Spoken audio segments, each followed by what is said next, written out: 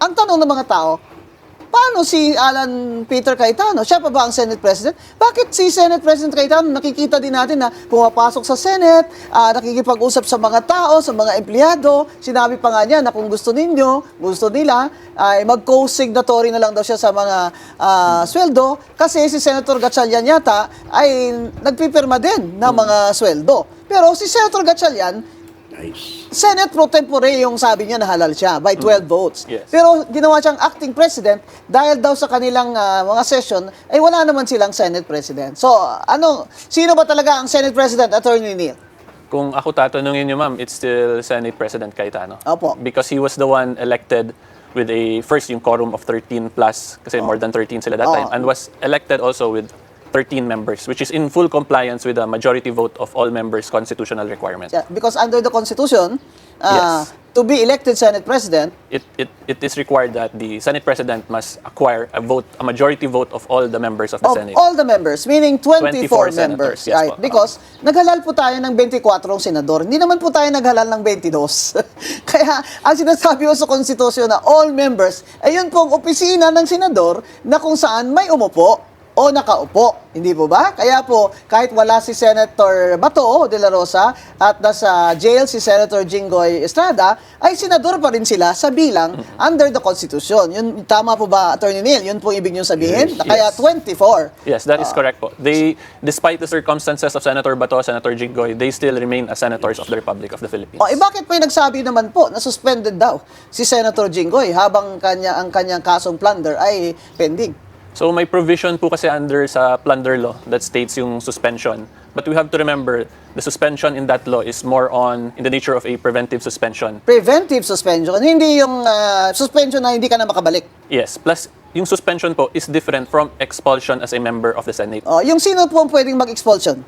Yung lang po, senators themselves, that is a constitutional provision Yes, po. kagaya sa House, in-expel nila si Kiko Barsaga. Yes. Yes, Ganun they have po their yung own rules procedure. Yes. for suspension or expulsion. Yes. So, hindi ba yung automatic operation of law? Di ba? Yes.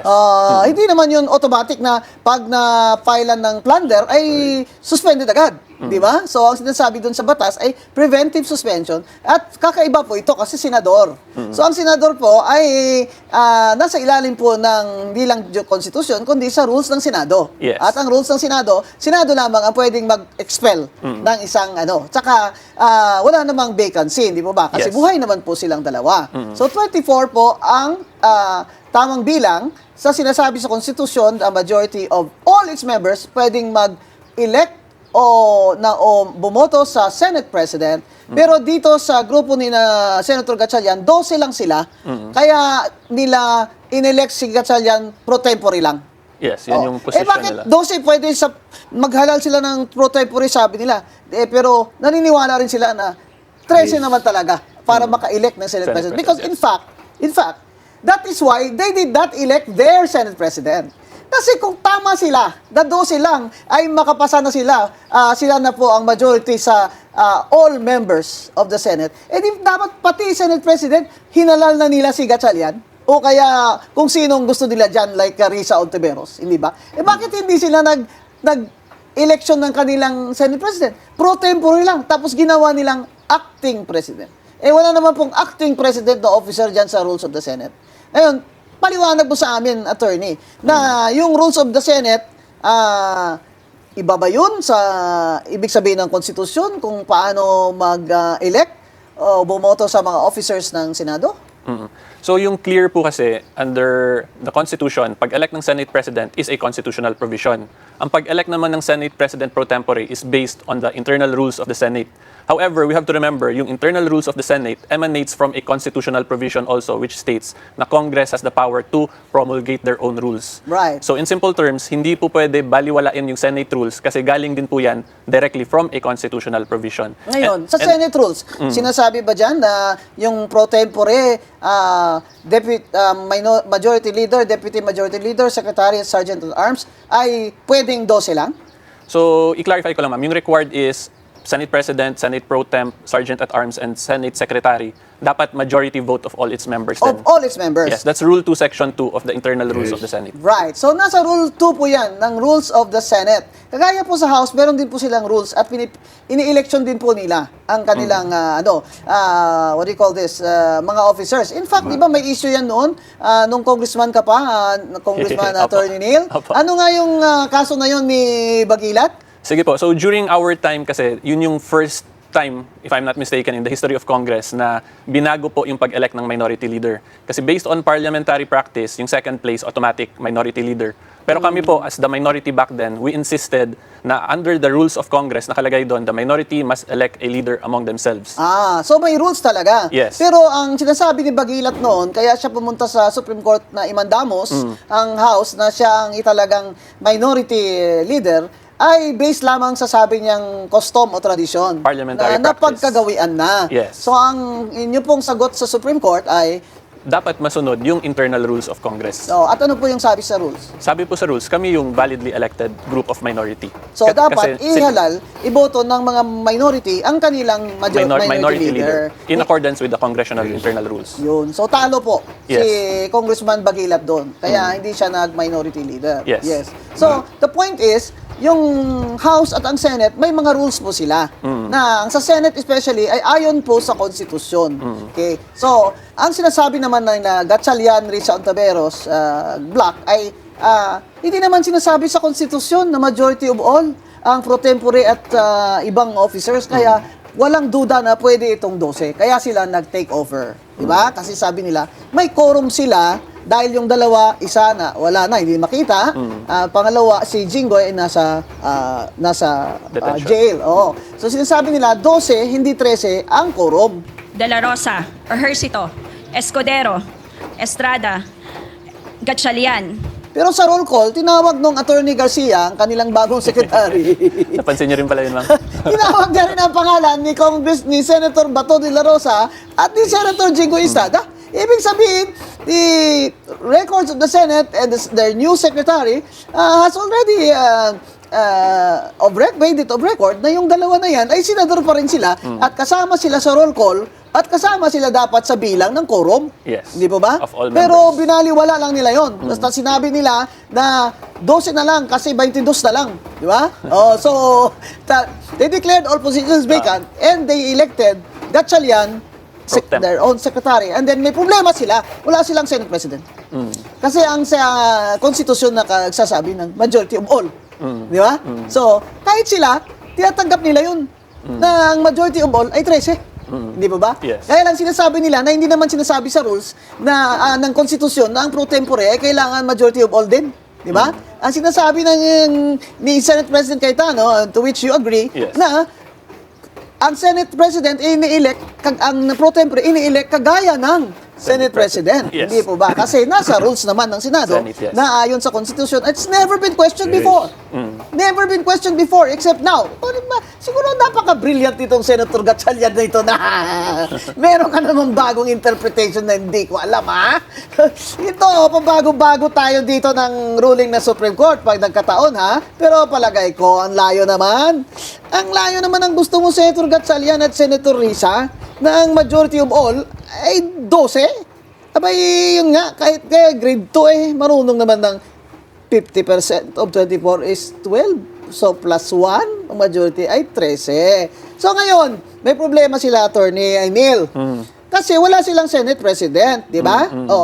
Kung ang pro tempore mag-acting Senate President, ano ibig sabihin yan? Well, yung kailangan po talaga maintindihan dyan is, under the Senate rules itself, kung hindi pa po na-elect validly yung replacement ng isang Senate President, the Senate President is still the continuing in his capacity as Senate President. Teka mo. So, nasa rules Teka din po muna, yung action Senator ng Senate. Gatchalian, hindi ka President. Sabi mo, acting President ka lang. In the first regular session of the 20th Congress is hereby called to order. Mahirap po mag-acting, alam nyo. Ayaw ko yung mga acting na yan eh. Pero sige, pagbigyan na kita. Pro tempore ka lang, sabi mo rin.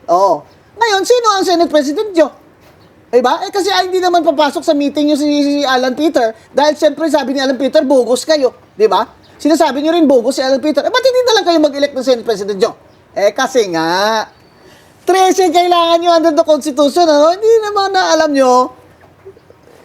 You may think we're stupid, but we're not that stupid. Di ba? Senator Gatchalian naman. You're the plastic king.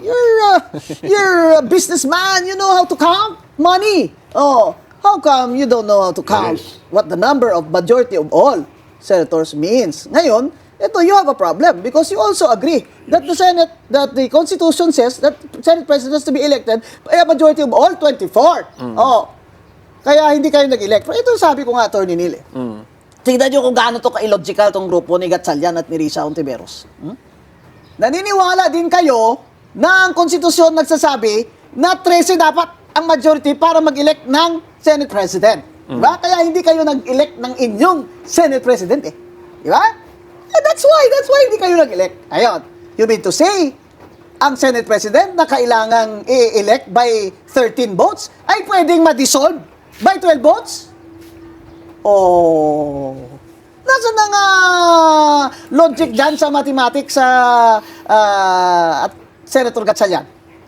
Ang posisyon na pwede lamang i-elect by 13 votes, pwedeng ma-dissolve or vacant by 12 votes? Oh, Senator Gatchalian, Risa Ontiveros, Ping Lacson, and you, Erwin Tulfo, not only have to shape up your mathematics, you really have to check your logic. Because hindi naman mo kami maluloko eh. Kung hindi ang Senate President, sinong pipirma ng mga check-in nyo? Sabi ko, Neil. Kaya nag-offer na lang si Senate President Cayetano na mag-co-sign na lang kami ni Sherwin. Kasi kawawa naman yung mga empleyado na, what if later ma-void yung kanilang authority dyan ni Gatchalian? Paano yung mga sweldo? Ipapabalik yun ng COA kasi ako susulat ako sa COA. Hindi ba? Take note. I will write the Commission on Audit na bantayan ng resident auditor ito. Ha? Yung pagsusweldo dito. Kasi pag void ito, walang kapangyarihan si Senator Gatchalian, ay ipasuli sa empleyado ang kanilang sweldo. Yung bagong secretary, sergeant at arms, siyempre hindi nila isusuli. Kawawa naman sila. Dapat si Senator Gatchalian is a billionaire. He should be the one who should pay. Di ba? Oh. So, klaro, kung bakit 12 lang, sabi nila ay may may majority na sila. Pero, tanggap din nila na hindi sila maka-elect ng Senate President nila dahil kailangan nila 13. Dahil sa Konstitusyon. If I may add, ma'am. Yeah. Actually, nasa internal rules ng Senate na pag-election ng Senate President, dapat majority of all members in yung quorum. Yun. May specific internal rule din for Yan, sa Senate. di ba? Pero ang sinasabi nga nila na hindi daw yan sinasabi ng Konstitusyon. But the rule-making power kasi of Senate emanates from the Constitution. Correct. So, teka muna. Senator Gatchalian et al. Supreme Court ba kayo? Na may rules na ng Senate nakalagay dyan, you must be voted by a majority of all. 13. Yung mga pro tempore mo, etc. Tapos ngayon sasabihin mo, kasi wala naman yan sa Constitution eh. So ibabaliwala na lang nila yung rules ng Senate. Yan. So tama ka, attorney. May rules sa Senate. Yes. Yung best example nga dyan, ma'am, yung Bagilat case, doon nakikita kung gaano ka powerful din talaga yung internal rules of Congress na kailangan sundin ng members of Congress. Yun. Kasi imagine yung parliamentary practice for the longest time versus an internal rule yung nagbanggaan doon eh. Sabi ng Supreme Court, sundin yung internal rules. Yun. So dito, dapat sundin din nila yung internal rules. Kasi nga, yung foundation yan is the Constitution din. So yan po yung dapat matandaan at maintindihan po talaga. Saka kung sinasabi nyo na hindi dapat yan i-apply yung rules na yan dahil hindi naman yan ayon sa Konstitusyon, di ba all this time, senador kayo under those rules? That is correct. Tapos bigla na lang dahil gusto nyo mag-take over, the rules does not apply. Yes. Ano ba talaga, kuya? Alam mo, Senator Gatchalian, wala na akong believe sa'yo. Akala ko pa naman, ang galing-galing mo sa numero, no? Bilyonaryo ka kaya. All of a sudden, that rule is not constitutional because it doesn't serve your purpose. Yan, mga kababayan, bantayan natin. Bantayan natin ang pinakadelikado ng mga tao, itong mga nagsasabing napakatalino nila na magaling pa sila sa sarili nilang batas. Aba yung May I add, rule ma'am? na yan, dahil batas yan sa Senado, di ba? Yes, Parang batas. Oh, Yes. ano, attorney? May I add? if we follow that argument, yung other matters din po sa internal rules ng Senate, wala din yun directly sa Constitution eh. Oo. So ibig sabihin lahat yun hindi applicable porket walang specific provision sa Constitution. It will really lead to an unreasonable situation. Oh, it will be disorderly. Yes. There will be chaos. That's exactly what is happening now. And then you're blaming Alan Peter Cayetano for this gulo. Hindi, Senator Gatchalian and Ping Lacson. Kayo ang nag-take over. You're the one who wrested power from Alan Peter Cayetano. Kayo ang nanggulo. Kayo ang nag-cause ng chaos na ito. And that is why this order in our government, it should not be allowed to go unnoticed. Diba? Kaya pinag-uusapan natin. Yes, It should expose them. Diba? Katungkulan natin yan. Diba? Katungkulan natin yan. Na i-expose natin sila kung may mga kasamaan sila or mga mali sila. Diba? So, alam ko naman na hindi tayo popular, Attorney Abayon, sabihin nila. Kasi si Abayon, abogado yan ni Man Scarpio. Pero teka lang. Abogado naman po kami Kaya pag sinabi namin hindi kami sangayon dyan sa statement ng IBP board na yan, bakit? Wala ba akong karapatan? Na magdebate sa kanila? Abay, halika, magdebate tayo. Bakit? Wala ba akong karapatan magsabi na hindi ako sang-ayon sa inyo? Oo. Bakit? Kayo lang ba ang marunong sa batas? Oo.